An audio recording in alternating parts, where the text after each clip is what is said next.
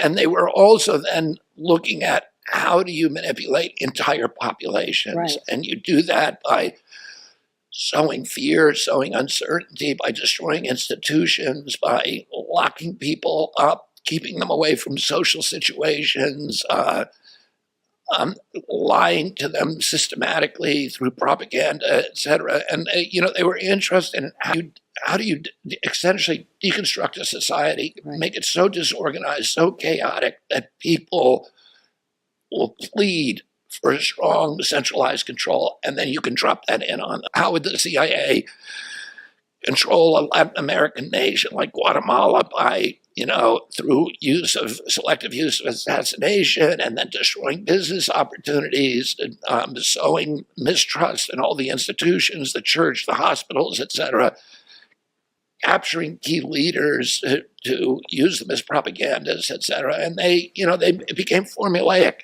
They understood how you can do that. Sometimes I think, well, we perfected it in all the countries we did it in. Yeah, and now we did it here. Yeah, right? Yeah, I think that's exactly what happened. And all of the things that we did elsewhere, we've seen done in our country in the last few years. And unfortunately, the CIA has been given a lot of leeway because, as you pointed out, the CIA's charter forbids the CIA from doing any manipulation, any propaganda in our country, any manipulation in our country, any interference with the political process. And during I guess it was the 2020 they assembled, and the recent Senate hearings show Anthony Blinken actually called the head of the CIA at that time and said, "We need this help." And she assembled these 51 leaders, but it was what they were accusing the Russians of, they were actually doing. Yeah. They were doing election interference on the American people here. That was election interference. And so... And no one's ever held to account for any of it.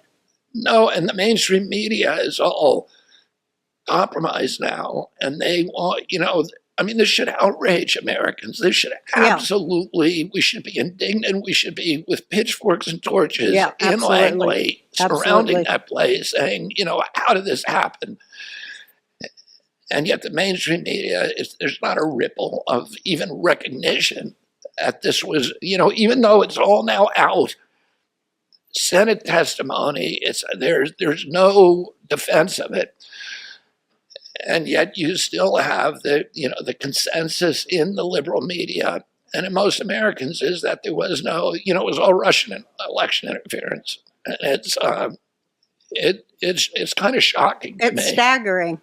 Yeah. And I'm not a fan of Donald Trump's, but it's irrelevant who they did this to. Yeah. If they do it to him, they're going to do it to everybody else. And, don't people see that?